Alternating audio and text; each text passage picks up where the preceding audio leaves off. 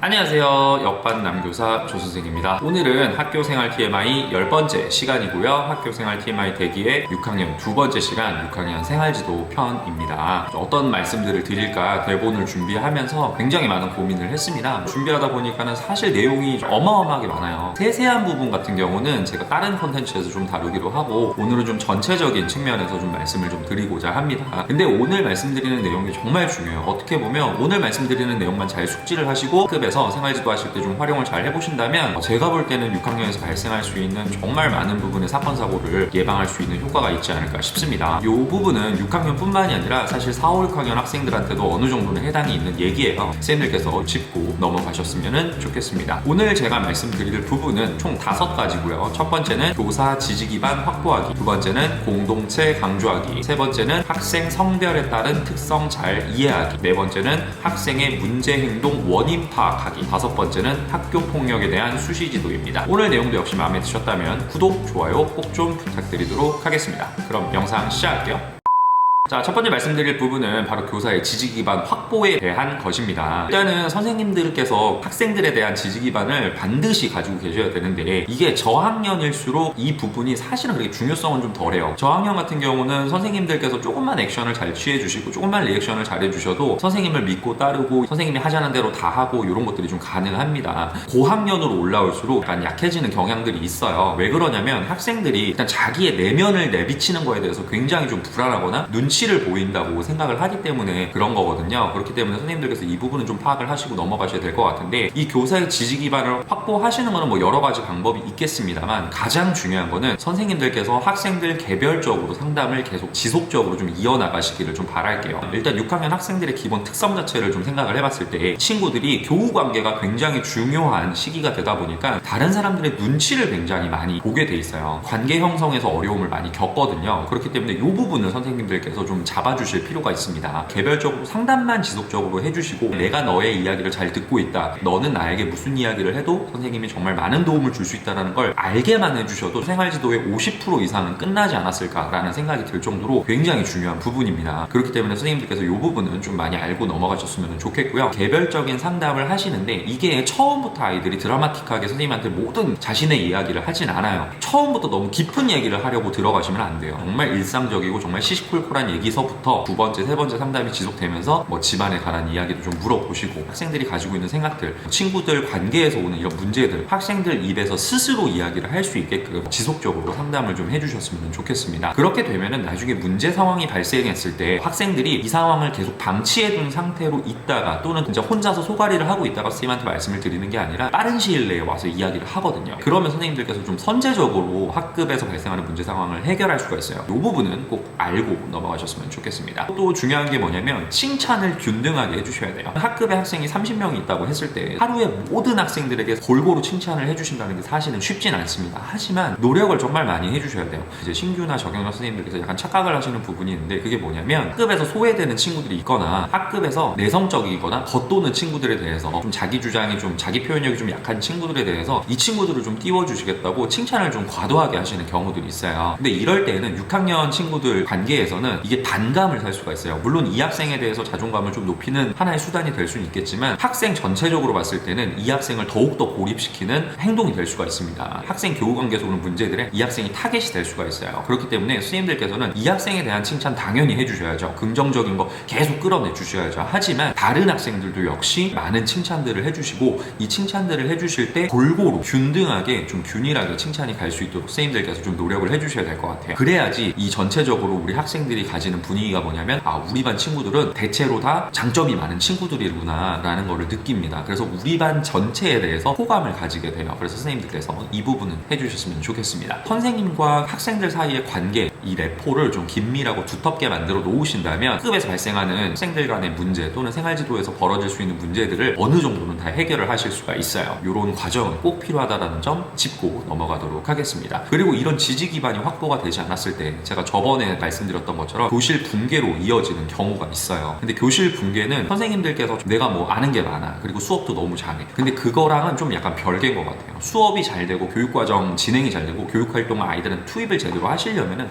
선생님들께서 이런 과정들을 반드시 좀 거쳐주셔야 됩니다. 근데 만약에 이런 게 정말 제대로 되지 않고 학생들이 선생님에 대해서 신뢰도가 깨지고 선생님은 믿을 만한 존재가 아니고 선생님이 약간 좀 그렇게 중요하지 못한 존재라고 학급에서 학생들이 전체적인 여론으로 느끼게 되면은 정말 교실 붕괴로 이어질 수밖에 없어요. 이럴 때에는 선생님들께서 정말 너무 힘들어지시거든요. 학교 입장에서는 담임교사를 교체하는 것까지 이루어지게 됩니다. 학생들의 불만이 학부모님들의 불만으로 쌓이게 되고 이 학부모님들이 집단적으로 학교에다가 민원을 제기를 해요. 그럼 학교 입장에서는 그래도 민원에 대해서 어느 정도의 액션을 보여줘야 되기 때문에 이 담임교사를 교체하든지 이런 식으로 좀 많은 경우가 가게 됩니다. 근데 물론 이 교실 붕괴라는 게 항상 일어나는 것도 아니고 많이 일어나는 것도 아니에요. 저도 제가 근무하는 학교에서는 몇 번 못 봤어요. 그리고 선생님들께서 항상 주의를 기울이셔야 돼요. 학생들한테 나는 뭐 잘해, 학급 경영 껌이네, 이런 생각하지 마시고 항상 예의주시하시면서 학생들을 바라보시면은 나쁜 결과를 막을 수 있지 않을까 싶습니다.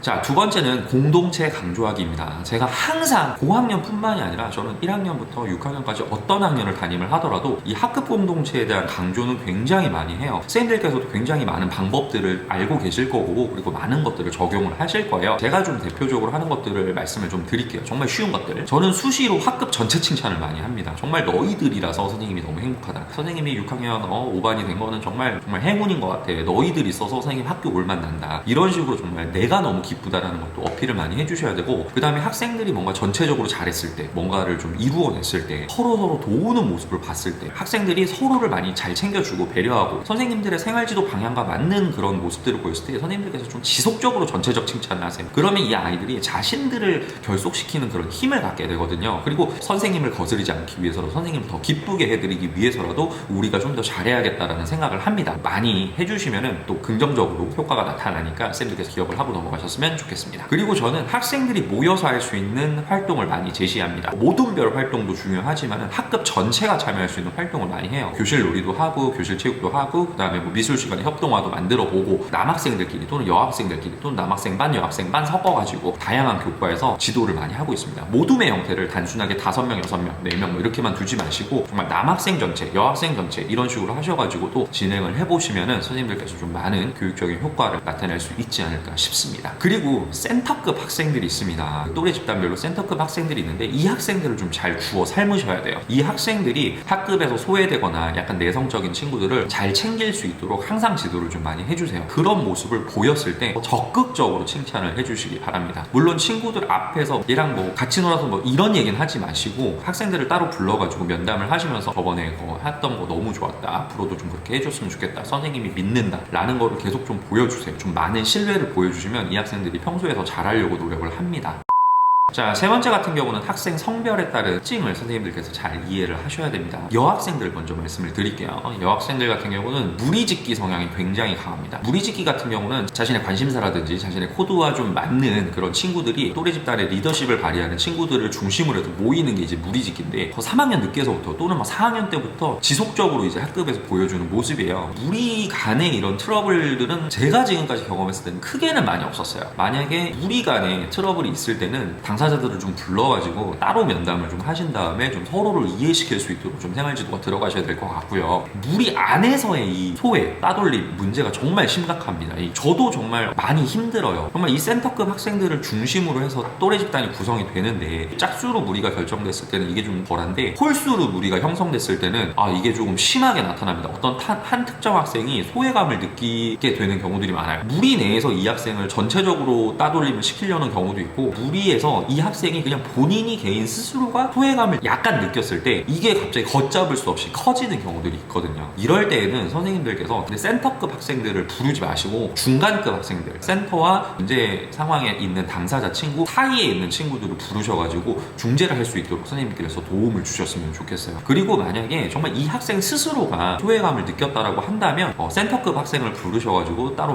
면담을 하시면서 이 학생을 좀 잘 챙겨줬으면 좋겠다라고 좀 이야기를 좀 많이 해주셨으면 좋겠습니다. 이 학생이 만약에 정말 자신이 느끼는 소외감이 너무 커가지고 이게 걷잡을 수 없이 커진 상태가 돼버리면 다시 무리에 끼어 들어가지를 못해요. 그러면은 이제 선생님들께서는 일반적으로는 굳이 이 무리에 있으려고 하지 말고 다른 친구들과도 어울려 봐라 라고 이야기를 할 수가 있는데, 이게 사실상 여학생들 입장에서는 그게 쉽지가 않더라고요. 근데 요거를 여자 선생님들 같은 경우는 좀 잘 해결을 해주시는데, 남자 선생님들 같은 경우는 어려워하시는 게 있거든요. 요 부분에 대해서는 선생님들께서 좀 예의주시하시면서 관찰 많이 해보시고 문제 상황을 해결하기 위해서 필요한 것들이 있다고 생각이 되시면 남자 선생님들 같은 경우는 여자 선생님들께 질문을 하시면서 좀 도움을 받으시는 것도 좋은 방법이 될 것 같습니다. 자, 그리고 남학생들 같은 경우는 이런 무리짓기 성향은 크지 않습니다. 신체적이고 언어적 폭력에 대한 성향들이 많이 나타납니다. 그래서 선생님들께서 이 학생들이 이런 행동들을 보였을 때는 지속적으로 이게 나쁜 행동이라는 걸 계속 알려주셔야 돼요. 남학생들은 여학생들보다는 어려요, 마음가짐이. 그렇기 때문에 선생님들께서 지속적으로 계속 이야기를 하시다 보면은 자기가 노력을 하려는 게 보이거든요. 정말 필요한 경우에는 학부모님을 좀 모셔가지고 좀 상담을 좀 하시기를 바라겠습니다. 가정에서도 생활지도가 같이 이루어질 수 있도록 남학생들 같은 경우에 이런 성향을 나타내는 모습이, 일단 첫 번째는 자기가 이 하는 행동이 이게 잘못된 걸 모르는 거고, 두 번째는 내가 가지고 있는 이 억눌림의 폭발이거든요. 첫 번째 같은 경우는 선생님들께서 지속적으로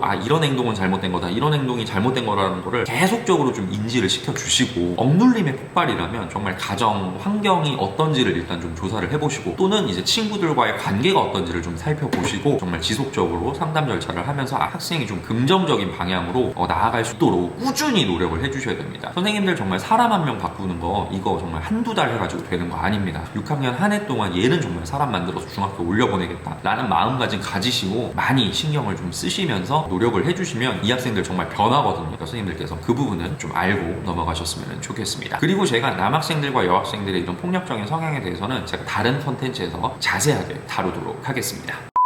네 번째는 학생의 문제 행동 원인을 파악하자는 것입니다. 일단 학생의 문제 행동은 원인은 다양한 것들이 있을 수 있습니다. 일단 가정 환경에 문제가 있을 수 있어요. 학부모와 학생 간의 관계에서 오는 문제가 정말 제가 볼 땐 가장 큰 것 같고, 두 번째가 이제 경제적인 사정, 그 다음에 형제자매 관계, 그리고 이제 뭐 지역 특성 등 다양한 것들이 있습니다. 이 학생이 문제 행동을 보일 때 왜 문제 행동을 보이는지 일단은 좀 잘 좀 파악을 해보세요. 그 원인을 좀 수정을 해주시는 게 좋습니다. 근데 선생님이 가정 환경에 대해서는 솔직히 수정을 해주시기 어렵잖아요.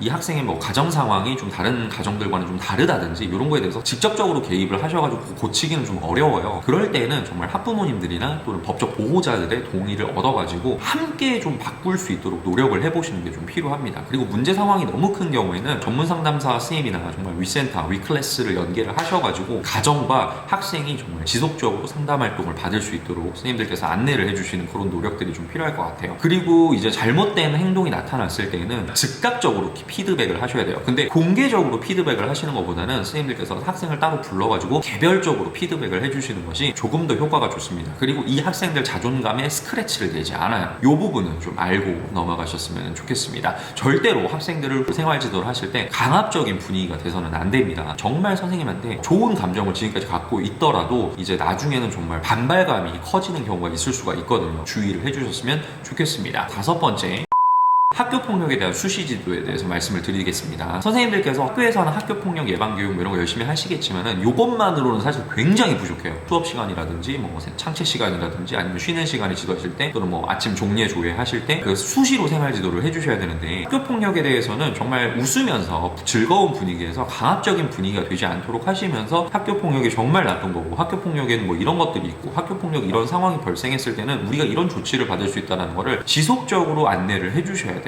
그래야지 학생들이 서서히 젖어듭니다. 선생님이 말씀하시는 학교 폭력이 정말 나쁜 거구나, 학교 폭력 정말 우리가 일으키면 안 되겠구나, 선생님이 이렇게 됐을 때 정말 실망을 많이 하시겠구나 라는 걸 느껴요. 그리고 이 학생들은 이게 정말 나쁘다라는 걸 알게 되고, 이런 과정들이 정말 필요해요. 하나 더 필요한 게, 선생님은 학교 폭력에 관대하지 않다라는 거를 학생들한테 분명히 인지를 시키셔야 돼요. 이것도 마찬가지로 험악한 분위기나 강압적인 분위기에서 하시는 게 아니라 그냥 일상적인 대화에서 선생님께서 학교 폭력이 발생했을 때는 그냥 웃으면서 그냥 덮고 넘어가지 않는다라는 거를 인지를 시키셔야 돼요. 그리고 정말 학교폭력 사안 비슷한 것들이 발생을 했을 때는 정말 냉철한 모습 보여주셔야 돼요. 지속적으로 학생들 개별 당사자를 불러가지고 면담을 지속적으로 하신다든지, 당사자를 모아놓고 진술서를 받으신다든지, 사이버 폭력 같은 경우는 뭐 해당하면 다 캡처 떠가지고 선생님들께서 받으신다든지, 학교폭력 담당 선생님께 자문을 구하신다든지, 이런 식으로 해가지고 정말 냉철한 모습을 보여주셔야 됩니다. 선생님들께서 아이들한테 휘둘리질 않아요. 아이들이 학교폭력이라는 것에 대해서 약간의 위기의식을 갖게 됩니다. 자, 오늘 제가 준비한 영상은 여기까지입니다. 세부적인 내용들에 대해서 좀 다루고 싶었어요. 사실은 정말 그렇게도 대본을 준비를 했었고, 근데 이런 것들을 다루다 보니까 시간이 너무나도 많이 지나가더라고요. 그러니까 학기 초반에 하는 생활지도가 정말 1년을 좌우한다고 보시면 될 것 같아요. 선생님들 이런 얘기 들으셨을 거예요. 3월 처음에 들어가가지고 이빨 보이지 마라. 이건 말도 안 되는 얘기고요. 이빨 보이셔도 돼요. 웃으면서 하셔도 돼요. 하지만 중심을 잡으셔야 돼요. 정말 아이들 말에 휘둘리시지 말고, 그 다음에 학생들에 대한 지지 기반을 무조건 확보를 하세요. 지지 기반을 확보를 하셨을 때 선생님들께서 하시는 생활지도가 한 기로 들어갔다 한 기로 나가는 게 아니라 깊숙이 침투를 합니다. 학생들한테 교사에 대한 지지 기반을 확고히 다지는데 정말 노력을 많이 하시고, 그렇기 위해서는 선생님들께서 대화를 정말 많이 하셔야 된다. 그리고 이 대화에서는 정말 선생님들께서 기계적인 리액션이 아니라 정말 감정적으로 너희들과 함께하고 있다라는 이런 반응들 보여주시면서 생활지도 초반을 마련을 해 나가신다면 큰 무리 없이 1년이 되지 않을까 싶습니다. 아까 말씀드렸던 공동체 강조라든지 학생 성별에 따른